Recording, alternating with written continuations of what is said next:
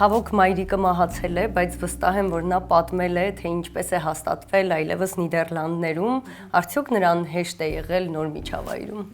Ինքը շատ դժվարությունների բախվել է,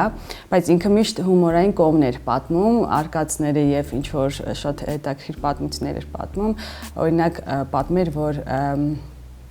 նոր գնացել են եւ ծնունդի են հրավիրված եղել, իմ կարծեմ հոր քրոջ ծնունդն է եղել եւ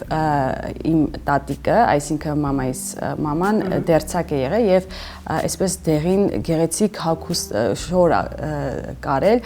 եւ ասլա Սաթիկ ջան, երբ որ գնաս Հոլանդիա անպայման սա կհագնես, հենց առաջին օրը եւ մայրիկս հենց իջել է որ մի հատ շոր հագուստները փոխեն, դա հագած դուրս է եկել եւ papan ասլա դե դու պետք է հիմա իմ հեծանիվի հետևում նստես եւ մենք հեծանվով ենք գնալու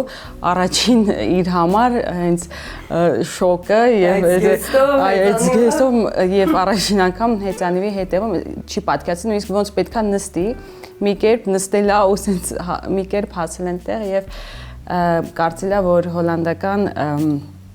ծնունդ է լինելու համենայն դեպս ավելի ճոխ կլիներ ամեն ինչ, քան Հայաստանում մտածում էր դե եթե Հայաստանում sense է Հոլանդիայում ինչ ճոխություն կլինի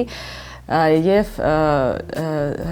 սուրճ են հյուրասիրել ընդամենը եւ թխվածք ու ինքը անընդհատ սպասել է որ լավ երևի սա էլ կլինի նոր մյուսը, սա էլ կլինի նոր մյուսը, բայց այդպես է չի եղել եւ նաեւ սուրճի հետ կապված Հոլանդիայում սուրճը հենց դառն են մատուցում եւ հարցնում են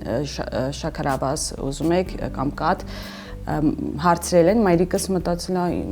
այդ ինքսինքյան չի դա բոլորը ամբողջ է իրար հետ եւ ասլա չէ սև սուրճ